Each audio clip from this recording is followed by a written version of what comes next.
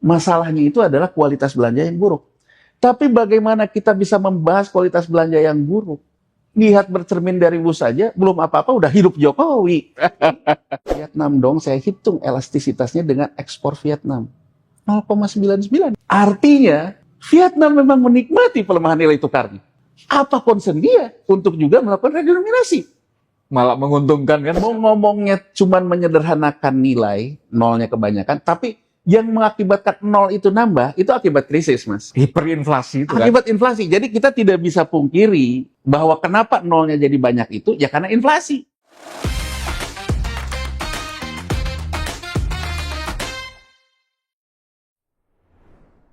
Salam Pancasila. Kawan, bertemu lagi dengan saya, Winarko Ngantiwani di Ruang Dialektika. Lagi-lagi masih membahas tentang isu yang digulirkan oleh Pak Purbaya. Kali ini tentang redenominasi rupiah. Apa sih maksudnya? Karena kemudian di publik masih banyak yang bingung antara kemudian redenominasi atau penyederhanaan ini dan pemotongan nilai atau sunering. Karena itu untuk memahami ini, kita undang kembali di Ruang Dialektika salah satu ekonom favorit saya, salah dua dari duo Rizky, Bang Yanuar Rizky. Salam Pancasila. Salam Pancasila, Mas Winarko. Terima kasih banyak sudah kembali lagi ke sini. Masih ngomong tentang kiprahnya Pak Purbaya, baik isu maupun kebijakan yang digulirkan. Kali ini bantu kami untuk memahami apa sih Bang, redenominasi ini apa sih? Dampaknya apa dan kira-kira kalau ini nanti diterapkan, kira-kira apa yang publik perlu waspadai gitu? Jadi pertama gini, redenominasi ini ya, itu kalau sebenarnya gampangnya gini, angka 0 dibuang. Ya. Tapi misalnya sekarang Indonesia mau 030, 1000 jadi 1. Nah, jadi angka 1000 dulu itu sekarang jadi 1. Tapi nilai uangnya tetap sama. Sama kayak 1000 zaman dulu. Zaman dulu. Itu yang dimaksud dengan redenominasi. Kalau centering beda. Kalau centering bahwa uang itu dipotong nilainya. Bahwa 1 itu nggak sama sama 1000 dulu. Nah, apa yang membuat ada kebijakan pemotongan uang centering? Itu kalau orang bilang zaman Menteri Keuangan Safrudin Prawira Negara dulu, ya, dengan potong uang di tahun 56, itu karena kan inflasi tinggi. Karena inflasi terlalu tinggi, salah satunya potong aja nilai uangnya. Gitu ya.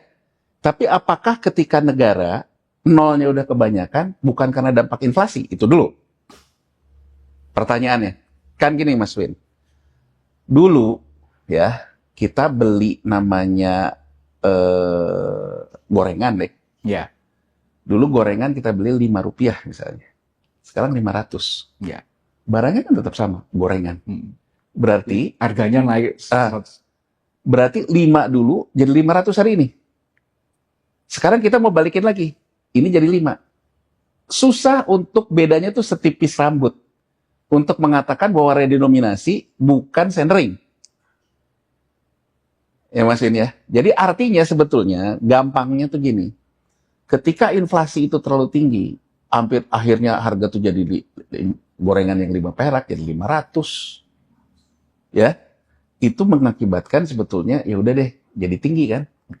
Nah, saya ingin menyoroti yang lebih gampangnya gini, ya. Kapan Indonesia mengutarakan ide redenominasi ini? Ya. Pertama kali sepanjang yang saya ingat itu sebetulnya tahun 2007. Dalam proses rapat dengar pendapat Bank Indonesia dengan DPR. Dengan komisi, kalau dulu kan bukan komisi 11 namanya, komisi 9. Zaman itu. Komisi yang membidangi keuangan ya? Komisi yang membidangi keuangan.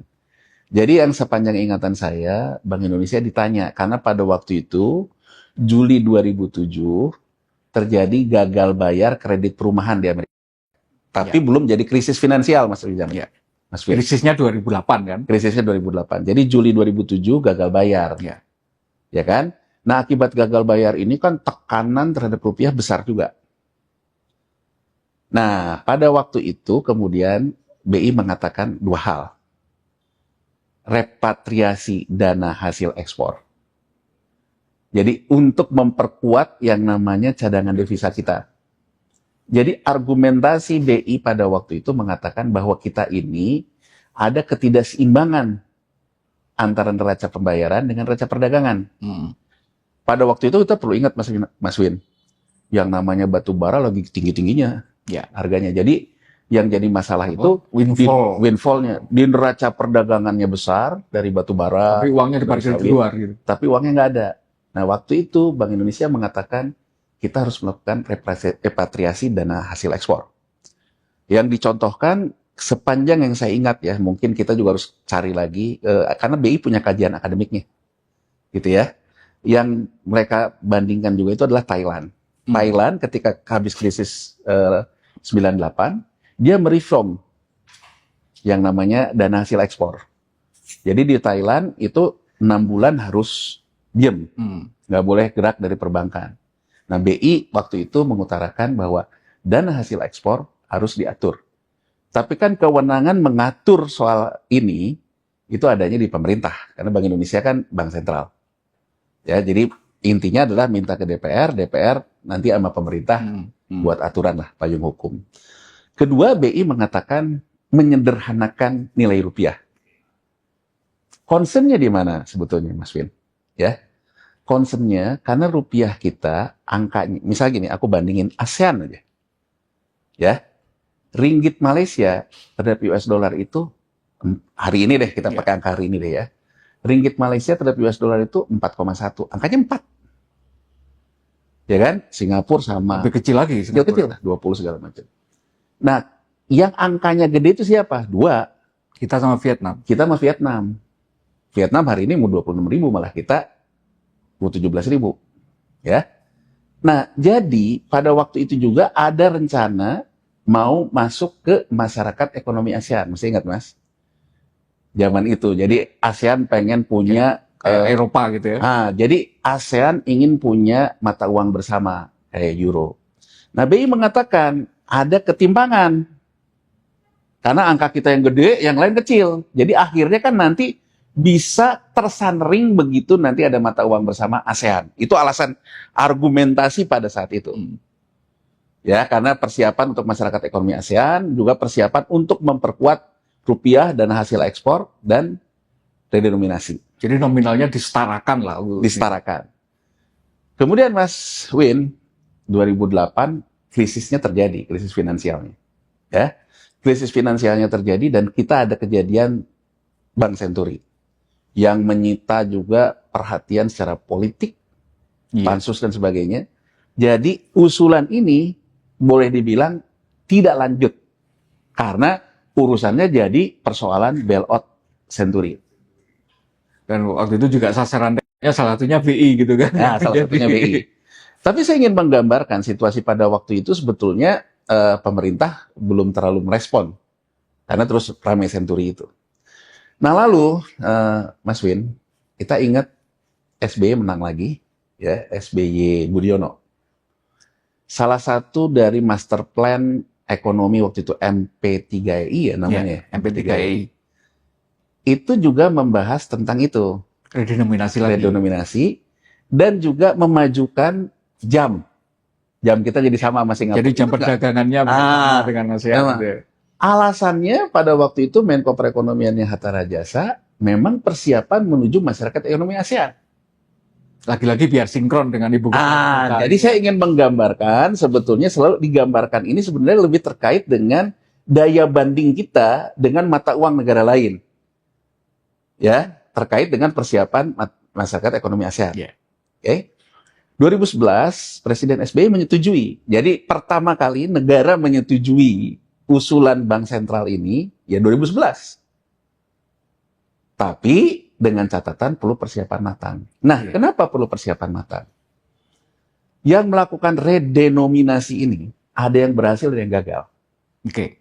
Sampaikan Bang, yang berhasil siapa yang gagal dan kenapa ada yang berhasil dan yang gagal. Jadi misalnya, redenominasi ini pernah dilakukan oleh siapa? Brazil, Argentina berulang-ulang. Saya ingin mengatakan, Brazil dan Argentina, dia melakukan ini tidak lepas ketika mereka terkena krisis Latin tahun 80 yang terkait gagal bayar surat utang. Jadi Mau ngomongnya cuman menyederhanakan nilai, nolnya kebanyakan, tapi yang mengakibatkan nol itu nambah, itu akibat krisis, Mas. Inflasi, hiperinflasi itu kan. Akibat inflasi. Jadi kita tidak bisa pungkiri bahwa kenapa nolnya jadi banyak itu, ya karena inflasi. Kenapa nolnya di pasar uang, nilai tukar rupiahnya menjadi nolnya banyak, Vietnam juga jadi banyak, bahkan Zimbabwe lah yang kalau kita mau ekstrim jadi banyak. Ya itu karena persoalan inflatoid, inflasi. Jadi ketika kita memotong nol itu sebetulnya kan tetap saja, Mas, menyelesaikan persoalan yang ditimpakan oleh yang namanya inflasi di masa lalu. Iya. Tapi ekonomi ini kan persepsi, Mas. Kalau kebijakannya kayak dulu Safrudin Prawira Negara, centering, orang langsung kaget. Menyelesaikan inflasi di masa lalu karena centering mengakibatkan inflasi baru. Jadi redenominasi ini idenya apa? Menyelesaikan dampak dari inflasi masa lalu, tapi begitu diselesaikan tidak menyebabkan inflasi baru. Syaratnya apa? Oke. Syaratnya orang betul-betul harus satu pemahaman. Begitu saya pegang uang 1 hari ini, Nilainya sudah 1.000. jadi kalau kita ambil contoh, begitu sekarang harga gorengan 500, saya pakai uang 500, poin ya kalau sekarang kan. Saya kemudian ke tukang gorengan, beli gorengan, jadi 5. Tukang gorengannya nggak ngomong gini, oh enggak Pak, harganya sekarang 7. Kalau 7, berarti redenominasi itu gagal. Karena tetap aja naik. Karena si yang dagangnya ngerasa uangnya jadi berkurang, Mas. Iya. Nah, kuncinya seperti juga pada waktu SBY, Presiden SBY menyetujui 2011. Dia menginginkan terjadi dulu diseminasi, persiapan, sebelum dibuat segala macam ini, bahwa yang namanya persepsi ini sama. Jadi edukasi ke publik berarti kan? Edukasi ke publik. Bahkan saya dulu juga termasuk yang ditanya juga ya oleh media maupun dalam FGD yang dilakukan oleh Bank Indonesia, oleh segala macam. Ya saya mengatakan, ya kalau memang mau begitu, mungkin kita harus menyontoh gerakan KB zaman dulu. Bagaimana sampai ke pelosok desa, BKKBN gitu ya, bisa benar-benar Ada penyuluh, ada penyuluh, ada apa yang betul, ada mobil keliling. 2 anak cukup. Nah ini kan Mas, kalau dihitung-hitung kayak gini, nggak gampang kan? Negara kita ini kan luas Mas.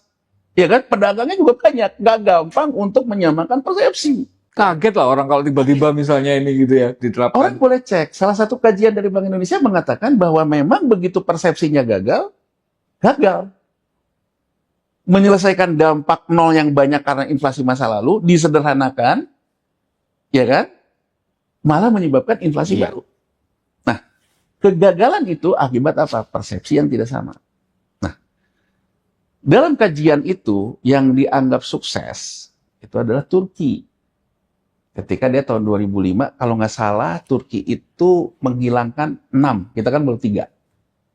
6 nolnya, 6 digit berarti. 6 digit. Jadi dari 10 juta jadi 1.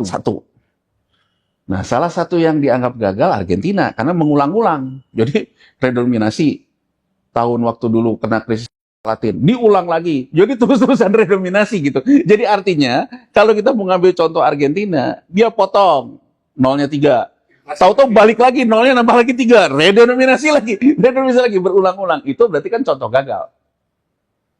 Dan kalau kita lihat kan Argentina memang mengulang-ulang default surat utang juga.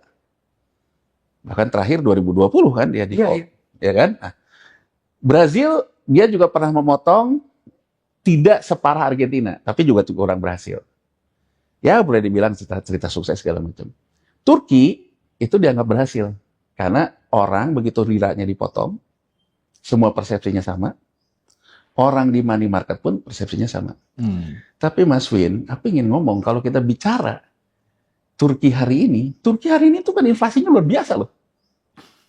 Dan Turki hari ini kita masih lumayan loh dia udah mendapatkan tekanan luar biasa dari US dollar. Balik lagi. Jadi saya ingin mengatakan kita bicara fakta dulu nih ya. Ya kan gitu loh. Jadi kalau kita lihat ternyata Turki sekalipun yang dianggap berhasil in a long run gitu. Iya. beberapa tahun berikutnya kemudian itu kembali lagi ternyata. Kembali lagi. Nah, Mas Win, mungkin kalau beberapa dari kanal SA ini, saya pernah mengeluarkan pendapat di era 2011 sampai 2014 itu. Saya memberikan satu contoh. Kalau kita memang ingin ke masyarakat ekonomi ASEAN, kenapa Vietnam dong, yang sama-sama nolnya 3, bahkan lebih buruk dari kita, dia nggak ngomongin redenominasi. Volatility-nya beti, Mas. Beda-beda tipis. Volatility itu hari ini misalnya 1%. Tingkat naik turunnya ya. Rata-rata pertahunannya beda-beda tipis, 6-7%. Ya kan? Kenapa Vietnam dong tidak melakukan itu? Nah, 2016, Mas. Bentar, 2011 itu kan tadi disetujui presiden ya, kan, tapi harus persiapan. Kenapa kemudian tidak terlaksana juga? Ya, Saat itu evaluasinya apa? Ya karena saya bukan bagian dari pemerintah ya, tapi yang saya tahu dari beberapa FGD memang perlu disiapkan diseminasi komunikasi segala macam. Ya mungkin dikerjakan Belum maksimal ya. maksimal. Saya salah satu dalam FGD yang dulu diselenggarakan, saya bilang ya kalau mau niru gerakan BKKBN, ya kan. Jadi artinya bahwa memang ada gitu, ada lembaga khusus yang memang, Dan harus menjangkau seluruh. dan itu kan populasi. gak gampang kan Mas gitu ya, memberikan persepsi itu, dan belum persepsinya di market kan bisa berbeda lagi. Nah 2016 Mas, Trump yang pertama, bukan Trump yang sekarang nih, Ya. itu tekanan luar biasa terhadap pasar uang juga, US dollar ngamuk lagi lah, nggak kurang lebih. Rupiah kita tuh tertekan luar biasa Mas, itulah kita mulai masuk ke angka yang sekarang nih, ke 15.000 dan sebagainya itu. Pada waktu itu Gubernur BI Pak Agus Martowardoyo, Pak AM mengulang lagi ide redenominasi. Muncul lagi ya. Dan bahkan di 2017 sudah masuk prolegnas. Kenapa Mas? Karena sudah ada persetujuan dari Presiden SBY di 2011. Jadi begitu 2016, Meskipun presidennya baru. BI, ketika Gubernur BI Pak AM mengatakan ide redenominasi lagi, ke DPR, masuklah di prolegnas di 2017. Ya Mas ya? Nah, saya nggak tahu kenapa nggak dibahas ya. Ini kan regulasi undang-undang satu soal. Soal lain ya memang tentang menyamakan persepsi tadi. Iya. Nah, Iya. berjalan waktu, kita ini kan memang bangsa yang kadang-kadang kayak tomat Mas. Tomat tapi suka kumat gitu kan. Begitu misalnya rupiahnya tenang lagi, lupa lagi gitu kan. Nah, seingat saya kemudian 2023. Dan saya ingin menggambarkan kenapa sekarang yang ngomong Menteri Keuangan. Nah, ini juga muncul pertanyaan, kenapa bukan otoritas moneter yang mengusulkan? Karena ada perubahan terkait dengan undang-undang mata uang. Kalau dulu itu menjadi otoritasnya Gubernur Bank Sentral, saya lupa di tahun berapa, tapi pas era Menteri Keuangan Sri Mulyani dan di era Jokowi, gitu ya, itu ada undang-undang yang mengatakan bahwa yang nanda tangan uang itu tidak hanya Gubernur BI, tapi Menteri Keuangan. Jadi kita mengenal bahwa penerbitan pencetakan uang dan uang beredar itu bukan hanya otoritas tunggal dari Bank Sentral, Oke. tapi juga dari Menteri Keuangan. Itu terkait dengan undang-undang mata uang kalau nggak salah. Jadi kalau hari ini ada publik yang mempertanyakan ini Menteri Keuangan lagi-lagi dianggap melangkai kewenangannya, sebenarnya enggak juga. Enggak, karena ini ada undang-undangnya.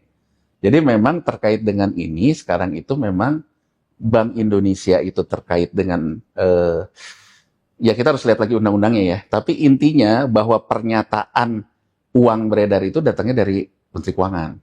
Jadi otoritas moneter itu hanya money circulation-nya. Jadi apa yang dilakukan oleh Pak Purbaya sekarang, dia yang mengutarakan, itu buah dari undang-undang baru tentang mata uang. Oke. Jadi memang kalau dulu memang Gubernur Bank Sentral. Oke, Bang. Nah, mumpung ini ketemu dengan orang yang memahami banget gua. Bagi saya, salah satu yang menjadi kayak semacam pertanyaan itu gini, pertanyaan yang paling kaitannya sama mata uang ya. Kenapa waktu krisis tahun 98, kita mata uang itu begitu hancur gitu ya, dari nominal 2000. 2000-an gitu ya, menjadi 15-16 ribu overnight gitu ya. Negara-negara yang mengalami krisis yang sama seperti kita, Malaysia, Thailand, itu kan sebenarnya berantai gitu kan, kita kan relatif agak ujung malahan. Mereka pulih gitu mata uangnya, nilai tukarnya. Kenapa kita nggak pernah pulih sampai di level kembali ke 2000 lagi. Pernah agak rebound gitu, 5.000, 6.000. Tapi habis itu ya seperti sekarang ininya. Itu apa yang membuat ekonomi kita tidak pernah kembali ke level apa nilai tukar kekuatan nilai tukar mata uang kita itu enggak. Sehingga kemudian ide redominasi itu akan selalu muncul karena gede banget nominalnya itu. Jadi kalau kita lihat, Mas Win, tadi di awal aku udah bilang, BI selalu mengatakan dua hal. Repatriasi dana hasil ekspor, Oke. dan redenominasi ya. Jadi intinya uang ini ya terhadap rupiah terhadap ini kan supply demand. Rupiah ini akan melemah kalau orang di dalam negeri pun lebih minta US dollar dibandingkan rupiah. Ya. Jadi artinya langkah pertama apa? Persepsi orang pegang rupiah itu nggak ada nilainya di masa depan. Lebih baik saya pegang US dollar. Sama dengan sekarang kita mengatakan yang kemarin sempat ramai, ya, yang walaupun disanggah oleh Menteri Keuangan Purbaya, ketika Bank Himbara menaikkan bunga US dollar 4%. Mau nyamain dengan ya kalau sekarang bunga US dollar di perbankan dalam negeri udah 4%, itu udah capital flight juga. Capital flight dalam artian apa? Begitu Mas Win punya rupiah, ya kan? Mas Win dibelikan dolar, meskipun belinya di bank di Indonesia. Iya, belinya di bank di Indonesia, maka yang namanya permintaan atas US dollar akan meningkat, rupiahnya akan melemah kan? Iya. Ya nggak? Makanya orang bilang, loh, ini walaupun sekarang cuma mengambil uang dari luar, kan uang dari luar masuk, yang ada yang di dalam negeri pun ikut pindah. Iya. Yang ada rupiah tambah lemah kan? Dan memang terjadi rupiah kita tambah lemah. Nah, jadi seperti itu Mas Win. Jadi persepsi tadi ya. Tapi kan gini Bang, maaf ya langsung jawabin ya, oke. Persepsi itu kan terbangun karena kemudian data historis memang tingkat devaluasi rupiah dibandingkan dengan dolar itu kan penurunannya jauh lebih gede rupiah gitu. Hingga kemudian orang merasa di masa depan memegang dolar itu akan lebih menguntungkan gitu, karena kemudian dibandingkan dengan inflasinya dan penurunan nilainya itu lebih kecil kan gitu. Itu gimana memahaminya? Nah, saya untuk memahami seperti itu, saya akan lebih kagum ya kalau betul-betul yang kan gini loh, saya ingin mengatakan yang diutarakan oleh Menteri Keuangan Purbaya ini bukan ide baru, ini udah lama. Dan ide yang selalu berulang ketika rupiah tertekan. Ya kan, ketika pas rupiahnya tertekan selalu diulang-ulang. Dan saya juga ingin memberikan satu pesan, Pak Purbaya, dari dulu ini terdelay itu karena persoalan persepsi tadi. Dia bukan soal menerbitin undang-undang semua simsalabim, selesai loh. Ya, tapi saya ingin mengatakan kepada beliau, kalau mau ada yang, kan gini loh, sekarang ini kan ramai-ramai semua orang tuh memuji sebagai figur orang yang out of the box gitu. Mohon maaf nih, saya kalau ngomong kayak gini juga diserang nih di komen-komen nih, dianggap pribadi ke dia. Saya nggak ada urusan pribadi. Tapi kalau betul-betul dia out of the box, menurut saya akan lebih canggih. Lebih kelihatan bahwa harapan baru out of the box gitu ya. Dan mungkin mirip juga dengan narasi dari presidennya yang sangat agak ke kiri. Saya akan salut kalau dia bilang gini. Untuk mendisiplinkan tentang devisa hasil ekspor. Daripada kemarin presiden, tahun lalu kan presiden mengeluarkan 6 bulan ya diparkir. 6 bulan, daripada kayak gitu. Saya akan merubah undang-undang devisa. Dari devisa bebas yang diterbitkan oleh LOI IMF ketika kata krisis, menjadi devisa yang tidak bebas.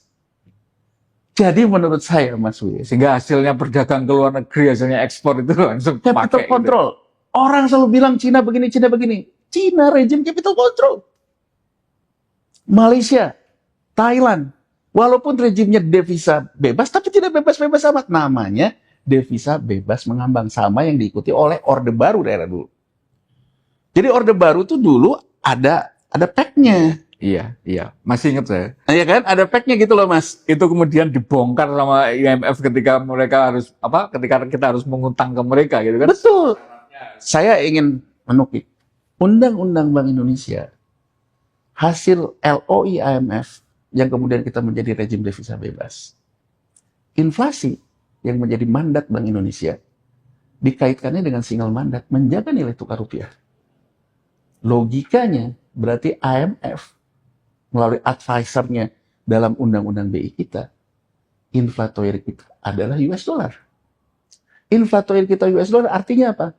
IMF memang mendorong negara ini tidak anti impor loh.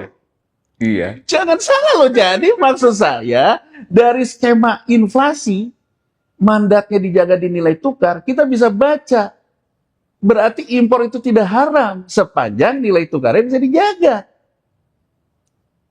Ini Mas Win, akar persoalannya itu ada di sini. Jadi menurut saya daripada kita berputar-putar, sebetulnya menurut saya redenominasi ini tujuannya apa sih? Tujuannya agar rupiah kita ini tidak terkena inflatoir akibat persepsi yang keliru. Persepsinya kan harus ditekan kan? Entah kita mau kembali ke Thailand. Thailand kan dia atur sama dia. Barangnya di sini dan sebagainya. Dan ya kalau Cina ya lebih sadis lagi kan devisa kontrol. Tapi saya di titik ini Mas Fiat, saya ingin mengatakan, kenapa sih Vietnam tidak tertarik melakukan redenominasi? Iya. Kenapa? Padahal ya ininya so-so sama kita. Saya udah mencoba menghitung data jangka panjang. Apakah Vietnam, kan gini, ada opini, rupiah melemah nggak apa-apa, baik untuk eksportir. Karena lebih murah harganya. Dari premis itu, tesis itu, bukan sekarang orang seneng nih, Purbaya antitesis Sri Mulyani. Sekarang kita ngomong tesis dan antitesisnya itu apa? Tesisnya, kalau rupiah itu melemah, baik untuk eksportir.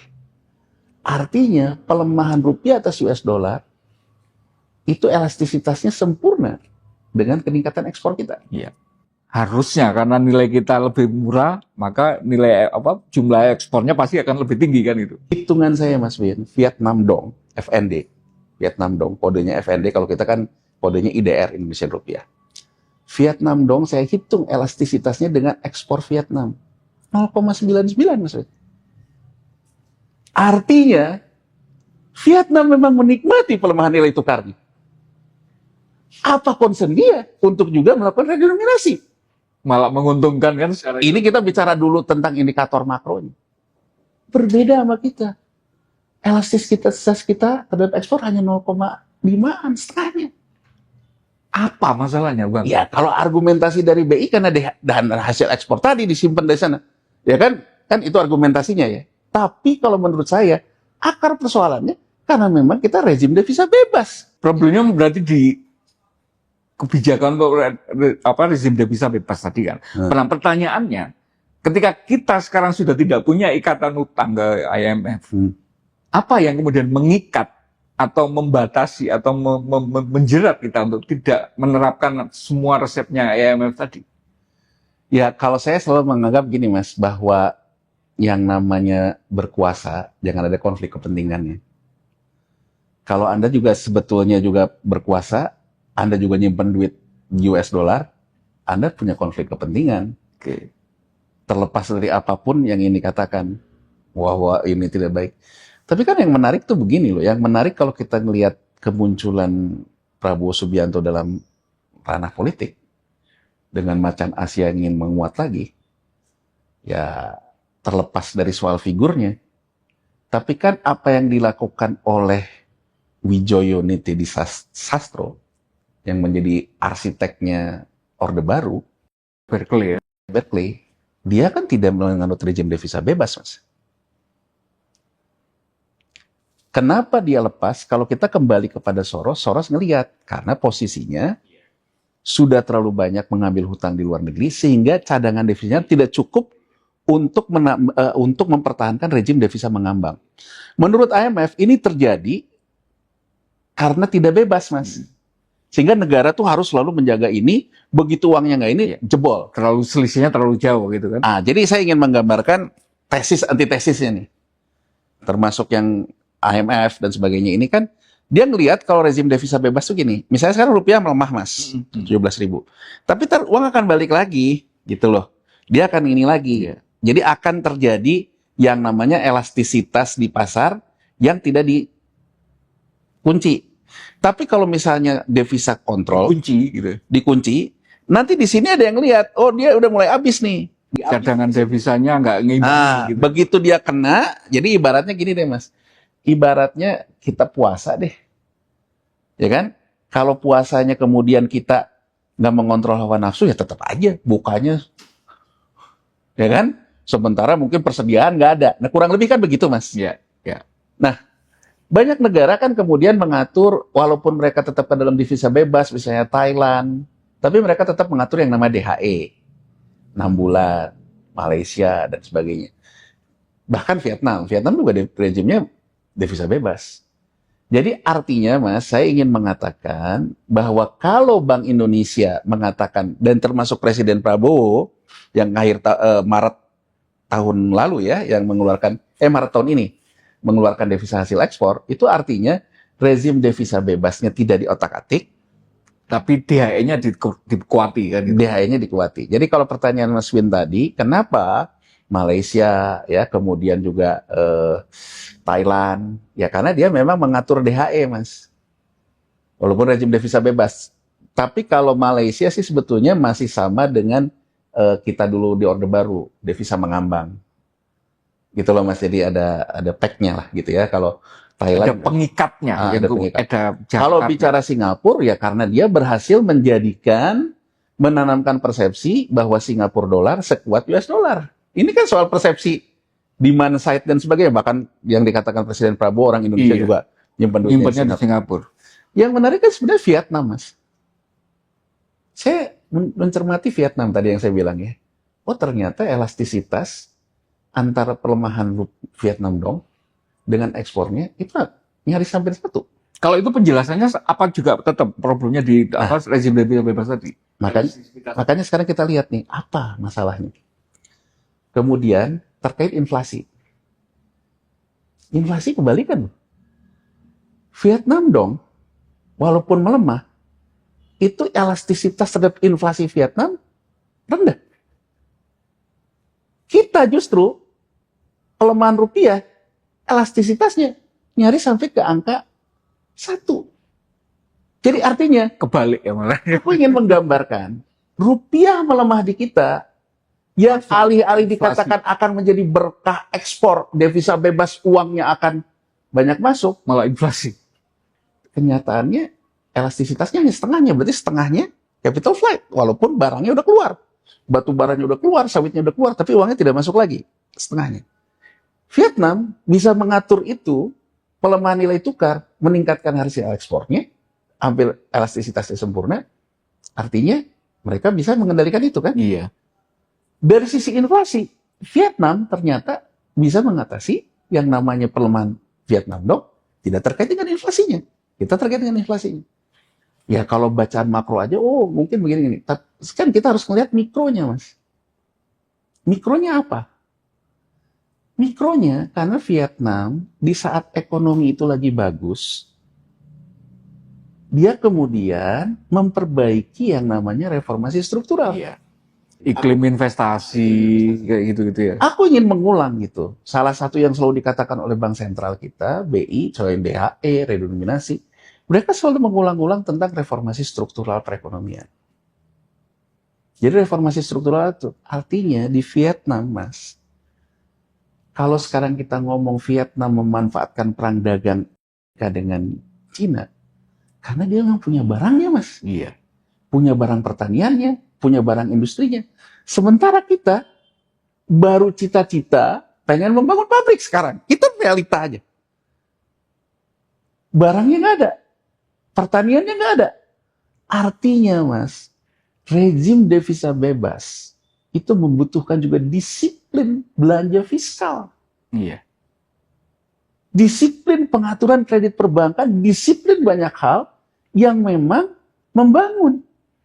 Jadi Mas Win, kalau sekarang kita mengatakan apa sih investasi? Investasi dalam bahasa sederhana, transaksi hari ini untuk masa depan. Ketika kita bicara hari ini, berarti investasi dari masa lalu. Hari ini kita mau memanfaatkan perang dagang, kalau barangnya nggak ada, pabriknya nggak ada, pertaniannya tidak kompetitif, ya kita menghayal. Vietnam hari ini dia Sudah siap ya. sudah siap. Artinya dia tidak terlalu concern terhadap yang namanya redenominasi kan. Kuncinya apa? Jadi kuncinya, Mas, perbaikilah struktural ekonomi. Iya. Sekarang kalau kita bicara redenominasi, perkara struktural ekonomi yang tidak perlu kita perbaiki, ya kita akan sama kayak Argentina, dan mungkin Turki yang pada akhirnya juga sekarang melemah lagi. Jadi saya ingin mengatakan, Mas Bin, gitu ya, kenapa Vietnam tidak melakukan? Karena dia melakukan reformasi struktural. Mas, coba, aku kasih gambaran, dan mungkin kita pas ngobrol sama Mas Bin juga saya pernah ngomongin. Coba, sederhana aja, Mas. Kita ngelihat Vietnam, ya. Durian, Mas, durian yang premium. Itu pasarnya, itu yang luar biasa, itu di Cina. Yang premium. Ya. Kebetulan aku juga suka soalnya. Nah, kenapa saya tahu angka ini? Jadi saya pernah ditawari oleh salah satu ya reksadana pertanian di Thailand lah. Saya ditawarin invest, Mas. Produknya itu kebun durian. Nah, karena dia nawarin invest, dia memberikan banyak data durian ke saya. Termasuk ekspornya tadi. Jadi saya pernah melihat data Outlook ini, Outlook pasar durian. Jadi ya, Outlook yang saya lihat itu, ini saya lihat kalau saya nggak salah sekitar 2018-an lah. Jadi saya dapat tawaran untuk invest kebun durian di Thailand. Dia menggambarkan gini, Mas, bahwa pangsa pasar durian yang premium, ya, itu ada di Cina. Yang premium itu dengan Musang King, ya, dan sebagainya, Malaysia itu mereka kalah. Thailand itu kalah di pasar premiumnya. Ya. Yang menarik adalah kalau data produksi buah durian yang diproduksi terbesar tuh kita loh, Mas. Ya, secara volume ya. Secara volume. Tapi kita bukan yang menguasai pasar ekspor di Cina. Yang menarik, Mas, importir terbesar itu Cina. Ini data tahun 2016 nih, ya. Data importir terbesar itu Cina, importir kedua terbesar itu Vietnam, Mas. Oke, untuk dijual ke Cina gitu. Untuk dijual ke Cina. Mas, Win, kemarin sih Pak LBP kan ngomong, kenapa coba? Sekarang durian, Vietnam durian. Saya karena pas Pak LBP ngomong gitu, waktu Pak LBP masih Menteri Marinvest. Saya karena ingat data durian itu. Terus saya bilang, saya jadi penasaran, emang Vietnam sekarang jadi eksportir durian? Saya buka datanya. Rupanya dia selama dari ketika 2016 sampai saat ini melakukan riset benih, Iya, transformasi segala macam. bahkan pengolahan pasca panennya itu kan didinginkan dengan nitrogen kayak gitu-gitu kan. Sekarang, Mas, kalau kita coba cemburu aja mah gampang, Mas. Tapi kan artinya bahwa Thailand serius melakukan transformasi Strukturalnya benar-benar. strukturalnya. Nah, jadi sebetulnya, Mas, kita ini kan strukturnya tidak diatasin, pasar keuangannya juga memble, kita kemudian menganggap isu redenominasi bisa menyelesaikan segala masalah. Nggak akan selesai. Jadi kalau menurut saya, kalau betul-betul ingin game changer dan benar-benar menekan para oligarki, gitu loh, Mas, ya. Saya kan ngomong bahwa saya akan minta dalam prolegnas bukan tentang redenominasi. Saya akan mintanya itu apa? Saya akan merubah yang namanya devisa bebas, ya kan, menjadi terserah lah mau devisa mengambang dan sebagainya. Jadi kita mungkin sampai satu titik. Redenominasi apa? Redenominasi itu ketika mata uang sudah kebanyakan nolnya lah gampangnya. Dampak kebanyakan nolnya apa? Karena inflasi yang akumulatif. Iya. Ya, Mas, ya. Ini akan diselesaikan apa? Dengan penyederhanaan. Disetujui atau tidak disetujui penyederhanaan. Ini akan berhasil kalau persepsinya sama. Tapi kalau tidak, membuang beban inflasi masa lalu dengan buang 0,3 akan menjadikan inflasi baru. Iya. Kenapa dia akan jadi inflasi baru? Persepsi yang berbeda. Kedua apa? Struktural ekonominya tetap rapuh. Gagal dia. Nah, Mas Win, sekarang saya mungkin tiba satu titik yang mungkin kita analisa.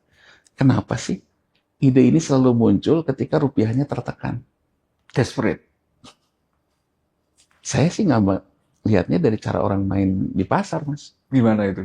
Saya ambil contoh deh. Harga saham BCA deh. Kita ambil contoh ya. Oke. Harga saham BCA itu udah 35.000. Yang retail teriak-teriak, oh kita nggak bisa ikutan, harga sahamnya tinggi, Beli satu lot aja mahal gitu ya. beli satu lot aja mahal. Ya kan? Dan kalau udah 3.500, misal, atau saya ambil contoh gudang garam deh, yang kemudian sekarang nyungsepnya luar biasa. Gudang garam waktu itu harganya 50.000, Mas.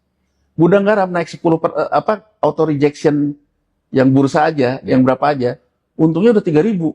Tapi kan harganya mahal. 50.000. Nggak banyak bisa beli.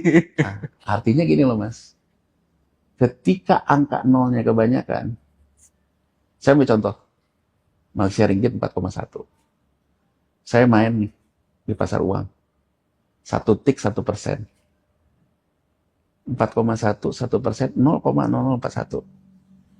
Main ke rupiah, sekarang 16.400. 1 tik 164. Artinya apa? Dengan posisi sekarang spekulasi berlebihan di pasar uang, rupiah akan semakin jadi sasaran spekulan di pasar uang, itu loh Mas, karena angkanya seksi. Apalagi yang jadi bandar, duitnya banyak. Nah, pemerintah sebetulnya ingin membuang ini, memberikan psikologis baru. Kalau misalnya dipotong, berarti kan rupiahnya juga potong 3 nih. Jadi sekarang 16.400 jadi 164. Biar kesannya nggak terlalu murah gitu. Nah, begitu 164, kalaupun mau 1% kan turun Mas. Iya kan? Ya. Efek itu juga yang ingin dikerjakan. Tapi persoalannya, kenapa rupiah ini tertekan? Dan saya ingin kembali kepada tesis antitesis. Tesisnya apa, antitesisnya apa. Ya. Sekarang ini kan tesis sama tesis lagi gitu. Orang selalu bilang, orang seperti SMI, rejim IMF, rejim pro devisa bebas. Saya kritik sekarang. Ketika 2022, pertama kali rupiah itu melemah. Karena apa? US dollar indeksnya menguat. Jadi orang bisa ngomong, bukan hanya rupiah, semua mata uang juga melemah. Merangsak Mas, dari 97 sampai ke 100 lebih. Maret kemarin, ya, Maret 2025, US dollar indeksnya turun, jatuh ke angka 96-97. Kita tetap aja. Semua mata uang menguat terhadap US dollar. Kita melemah. Pertanyaan saya, kalau dia rejim devisa bebas, mestinya ikut menguat. Ini kalau sekarang orang mengatakan bahwa kemarin ini saya memberikan nih kritik nih terhadap apa yang diyakini oleh orang-orang aliran market. Fakta di Maret itu menunjukkan rejim devisa bebas ternyata gagal. Berarti kelemahan kita apa? Kita memang tidak punya ketegasan mengatasi spekulasi berlebihan. Iya. Mas, sekarang gini. Orang akan bilang gitu. Saya bekas orang yang memang melakukan investigasi. Dulu saya Mengawas ya. mengawas dan sebagainya. Kan gampang buat saya. Oh, lu main-main. US dollar indeksnya lagi melemah, kok buat rupiahnya harus kuat dong. Saya lakukan dong investigasi, saya periksa ke pasar uang. Dan itu nggak mungkin nggak diketahui kalau mau dilakukan ya. Tapi Mas Win, saya tanya, treasury-nya di perbankan yang pasang, kan US dollar indeksnya lagi lemah. Kliennya Pak, mana kliennya? Kliennya jawab, karena ini ada isu yang dikeluarkan oleh rating-rating.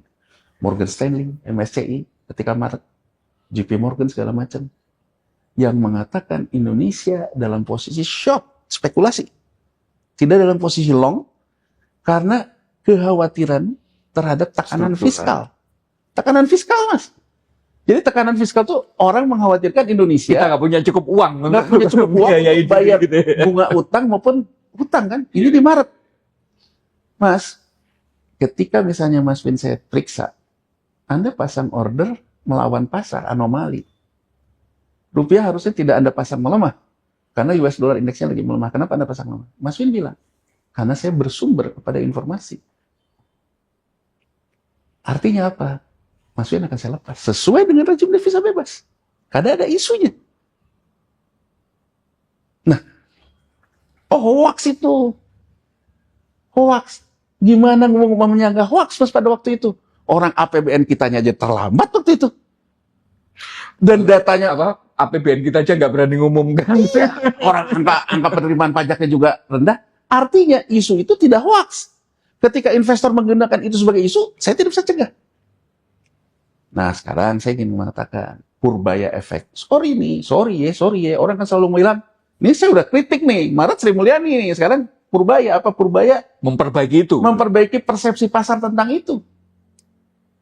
September, Mas, US dollar index itu kembali melemah ke 9697. Rupiah kita melemah juga. Itu udah Purbaya loh. Jadi kalaupun misalnya Purbaya bisa memperbaiki persepsi pasar, ternyata tidak. Malah pasar menambah kekhawatirannya terhadap independensi bank sentral dengan undang-undang P2SK dan sebagainya. Pasar juga mengalami yang namanya tekanan, dan kemudian alasannya apa dari Morgan Stanley? Free float di Indonesia Sahamnya terlalu kecil. terlalu kecil. Mas Win, jadi saya ingin menggambarkan isu dilawan isu tanpa kita memperbaiki fundamentalnya. Gini loh Mas, ini ada teori dalam bandar. Iya. Menarik ini. Sesama bandar dikomentari oleh Pak Kawas ini. Ya, jadi ya mohon maaf ya, bukan saya ingin merasa paling tahu ya. Tapi dalam perjalanan hidup saya, Mas, saya itu memang punya jam terbang memeriksa yang ginian. Gitu loh, Mas. Sehingga saya tahu gitu, gimana cara bandar ngolah. Gitu. Jadi, bandar itu cuma dua, Mas, yang saya perhatiin. Dia menguasai uang, apa saham beredar, Oke. dia menguasai isu. Begitu dia menguasai floating, ya, dia main isu, maka dia akan membuat harga digoreng sama mau dia. Iya. Pertanyaannya sederhana. Apakah pemerintah kita menguasai floating uang beredar, rupiah di US dollar market? Apakah pemerintah juga memiliki isu? Penguasa isu. Iya. Nah, Mas Win, Ini kayaknya menjawab kenapa kemudian seolah-olah Danantara itu diposisikan sebagai kayak kartu truf gitu kan. Segala kemudian kalau Danantara yang bikin ini, Danantara bikin itu, invest di sini, invest di situ kan gitu kira-kira. iya, tapi kan orang tetap melihat seberapa duit yang lu Ya seberapa pengelolanya gimana gitu, ngelolanya ada nggak beres. kalau belum juga ngutang lagi kan duitnya Iya. kan Mas Win. Gini loh. Jadi saya ingin Patriot bond itu ya. jadi saya ingin mengatakan redenominasi perlu menyamakan persepsi seluruh.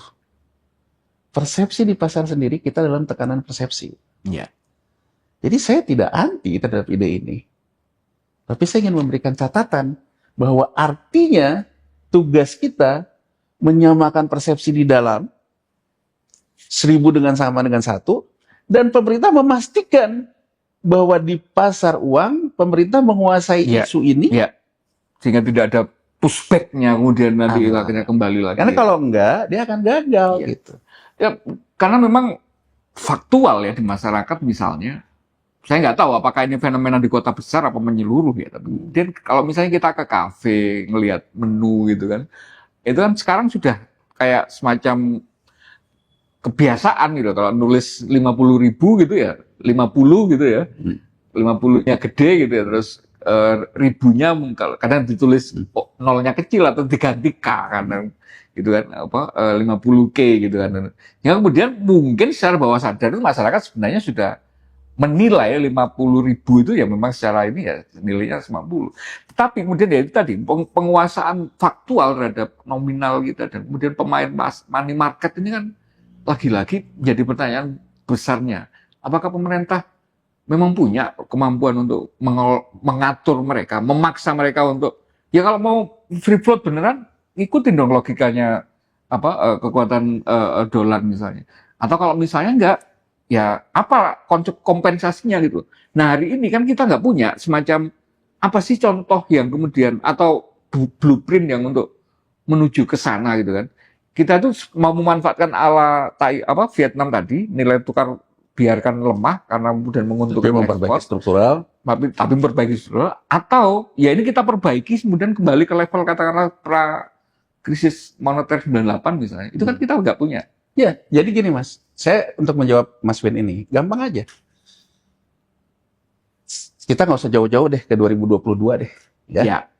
2022 US dollar index 97 itu Mas, angkanya masih di 15 ribuan.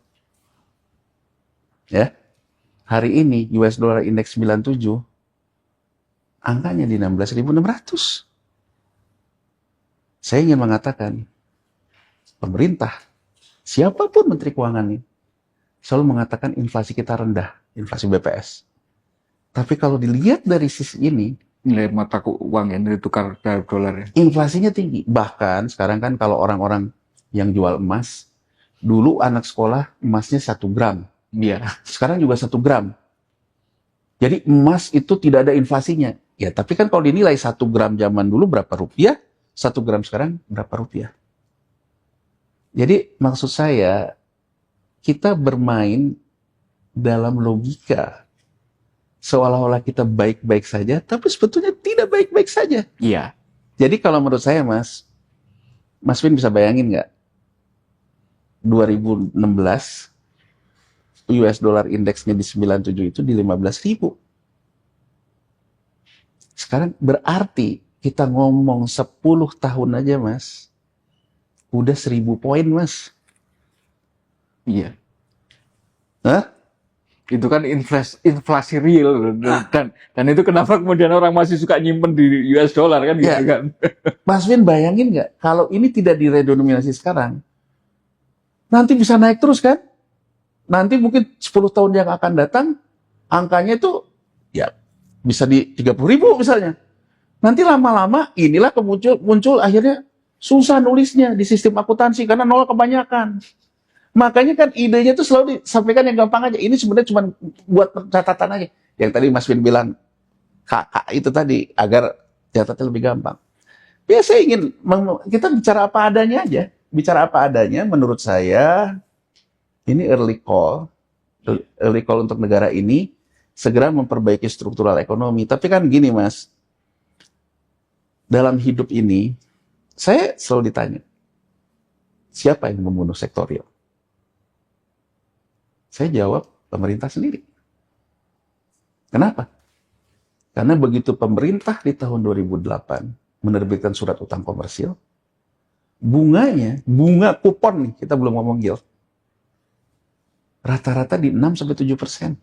Oke. Mas Win, mau kita ngomong inflasi kita 3%, BI rate-nya 3%, ada bunga lain.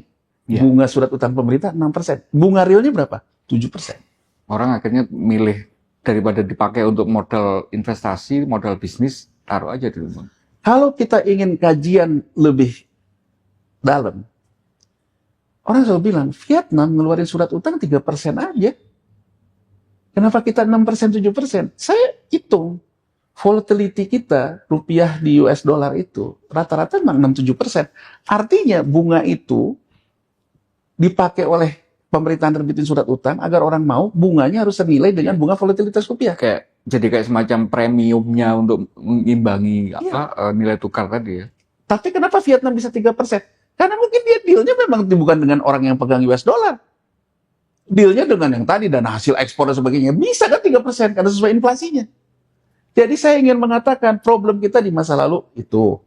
Kedua, ketika ekonomi baik, kita tidak kunjung memperbaiki keadaan. Mas Win, saya ingin mengatakan gini loh. Seandainya kita menempuh cara kapitalisme seperti itu. Jadi kalau saya ingin gambarkan gini loh. Tak peduli kucing putih, kucing hitam, yang itu channel tikus, deng shopping. Ya.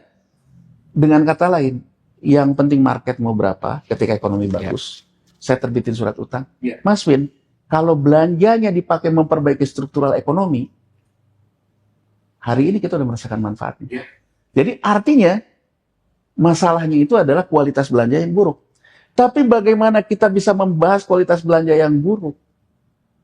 Lihat bercermin dari bus saja, belum apa-apa udah hidup Jokowi. Kan kita kan harus membahas, Mas Win, membahas ini bahwa ini dampak kualitas belanja yang buruk. Mas Win, saya ingin kasih gambaran mungkin terakhir ya, luar denominasi ini. Mei 2020, Argentina mengalami default, gagal bayar surat utang. Awal tahun, Argentina itu sudah minta yang namanya bondholder meeting. Karena surat utangnya komersil kayak kita. Jadi ketemu bank yang gede, yang pegang segala Sudah ada nego-nego untuk ini gitu ya. Dia menginginkan restrukturisasi. Restrukturisasi itu kan berarti kan dipanjangin tenornya, jadi yang jatuh tempo nggak jadi jatuh tempo, atau haircut, dipotong. Ya, ditolak oleh bondholder. Alasannya apa? Karena dianggap ketika mereka menerbitkan dari 2007 sampai 2015, mereka memanipulasi data statistik BPS. Oke. Ini boleh dilihat, bukan saya mengatakan Ini bisa kita lihat apalagi sekarang era AI ya. Ditolaknya itu karena dianggap dari 2007. Datanya ada juga kalian markup kan gitu. Iya, 2007 sampai 2015 mereka dianggap memanipulasi data BPS. BPS-nya dia. Makanya hati-hati nih terhadap main-main angka BPS ini. Nanti kita bisa kena ini. Dalam sejarah Mas Win, ketika kita sejarah mau haircut restu, Pernah kita, bro? ya di banyak negara. Oh, kirain Indonesia. Salah satunya almarhum Bang Rijal Ramli deh. Almarhum Bang Rijal Ramli selalu mengatakan bahwa ini menterinya salesnya World Bank, salesnya IMF kan begitu. Sehingga bunganya seperti itu kan. Ini kan ya kita ya kan netizen ini kan selalu pengennya jangan kritik Purbaya dong, kritik yang lama. Nah, saya kutip aja. Ya kan Mas gitu loh. Nah, terus kemudian kalau kita lihat dari sisi itu, ya kan, Bang RR dulu ngomongnya apa? Saya pernah diskusi dengan almarhum Bang RR. Bang, tapi masalahnya bunga volatilitas rupiah kita memang lemah, 6-7%. Kan kita kalaupun mau melakukan revolving, menerbitkan utang baru, di situ-situ lagi Bang angkanya. Iya. Dia bilang minta pengampunan hutang. Saya bilang sama dia, nggak bisa Bang, karena kita sudah tidak lagi. Kita sekarang dengan investor pasar komersil, bukan dengan segala macam. Bukan dengan institusi kayak Kalau dulu ya. institusi kan kita bisa bilang minta pengampunan segala macam. Ini kan dijual bebas. Nah, terus dia bilang, cobalah dipikir. Saya kemudian tiba pada satu kesimpulan membandingkan dengan banyak negara, terutama reformasi Cina tahun 1978 oleh Deng Xiaoping. Apa yang dilakukan Xiaoping, Mas? Perang melawan korupsi, Gang of Four yang salah satunya Ya, itu istrinya Mao Zedong, dia hukum mati karena korupsi. Iya. Artinya, Mas, aku ingin ngomong, kalaupun kita sekarang mau haircut, kita bisa ngomong, belanja di masa lalunya korupsi, sudah ditetapkan oleh negara kami korupsi, maka kami minta pengampunan haircut dari investor, karena masa lalu ini penuh dengan korupsi. Tapi habis itu kan dijamin sama sekali nggak ada korupsi kan? Prabowo dalam narasinya selalu ngomong dia akan melawan korupsi. Tapi ketika kita sekarang membahas, belum investigasi Mas, baru bahas tentang belajar masa lalu, dia selalu bilang hidup Jokowi. Kan susah Mas. Jadi maksud saya ya saya ingin mengatakan bahwa kita harus punya ruang keberanian. Iya. Terhadap yang namanya ruang-ruang out of the box. Out of the box itu apa? Berubah rejim devisa bebas. Out of the box itu apa? Belanja yang korup kita hajar. Memperbaiki struktur tadi secara fundamental. Mungkin menurut saya redominasi pada akhirnya kita akan memilih kayak Thailand. Iya. Vietnam. Bahkan ngapain ada dependenasi gitu kan Tapi jadinya. kalau ini ketidakmampuan kita melakukan penegakan hukum, ketidakmampuan kita melakukan reformasi struktural, ide yang secemen ini, mohon maaf nih, ide yang secemen ini dianggap ide besar. Jadi seolah-olah solusi itu untuk berbagai masalah ekonomi kita gitu ya. Tapi mudah-mudahan ini tidak dimaknai lagi-lagi sebagai sebuah personal. Oh, saya nggak ada personal. Karena kemudian ini memang benar-benar upaya kita untuk mendudukkan persoalan itu bahwa ekonomi kita tidak akan membaik hanya dengan persepsi seolah-olah uang kita jadi lebih kuat kan gitu kan. Ketika kemudian secara struktural tidak ada perbaikan, korupsi tidak ada perbaikan, kebijakan yang salah dari masa lalu tidak ada koreksi kan gitu kan. Saya nggak ada Mas. Jadi saya mendukung misalnya terkait dengan WUS nggak usah pakai jaminan pemerintah yang berbayar laku, saya dukung. Tapi kan dibantah oleh presidennya sendiri, ya. Terus misalnya terkait dengan yang dikatakan oleh Purbaya di salah satu TV ketika dia diinterview, dia mengatakan bahwa Jaksa Agung bilang sama dia bahwa dilindungi untuk atas nama. Ya kalau menurut saya, kalau memang ada, tangkap aja. Nah dari korup-korup kayak gini yang kita kumpulin dengan penegakan hukum, mungkin presiden bisa memimpin yang namanya bondholder meeting. Minta haircut, minta apa gitu. Hah? Jelas kok siapa-siapanya kan gitu kan. Tapi kan kalau kita sendiri juga cuman omon-omon aja ya. Kalau kemarin itu saya pikir waktu awal presiden dilantik itu kan sempat mengumpulkan yang katakanlah 9 naga atau apa di istana. Saya pikir waktu itu ya diskusinya soal itu gitu loh. Oke lah, kemarin kalian sudah pesta, udah dapat ini macam-macam. Aku nggak akan ngejar asalkan itu dikembalikan dan sebagainya. Asalkan apa yang kemarin jadi dikorupsi dan sebagainya itu dikembalikan ke APBN. Tak pikir kemudian ya Patriot Bond itu ininya gitu loh. Saya setuju. Exitnya gitu. Kalau itu yang dilakukan dalam kerangka struktural yang benar, ya. Seperti yang dilakukan tentang politik apartheid oleh Nelson Mandela, kita tentang korupsi. Misalnya mau naga, 9 naga, segala macam. Tapi kan 9 naga, 9 hajinya juga kan nggak bersih-bersih amat juga, Mas. Gitu. Jadi artinya maksud saya, ini kan harus imparsial, Mas. Bahkan terhadap dirinya sendiri. Harus semuanya kayak gitu kan. Harus semuanya. Jadi kan harus dilakukan investigasi total oleh penegak hukum di meja presiden. Presiden bilang, Apa sih yang kita lakukan kemarin gitu? Melencengnya di mana? ini loh, secara hukum kayak gini. Saya ingin membuat kesepakatan nasional seperti juga apartheid Ya. Nelson Mandela. Ya. Ngaku dong. Ngaku. Gitu kan. Skemanya berarti harus dibalikin. Kalau enggak, saya akan melakukan penegakan hukum. Itu kan terstruktur. Kalau sekarang kan menurut saya nggak jelas, Mas.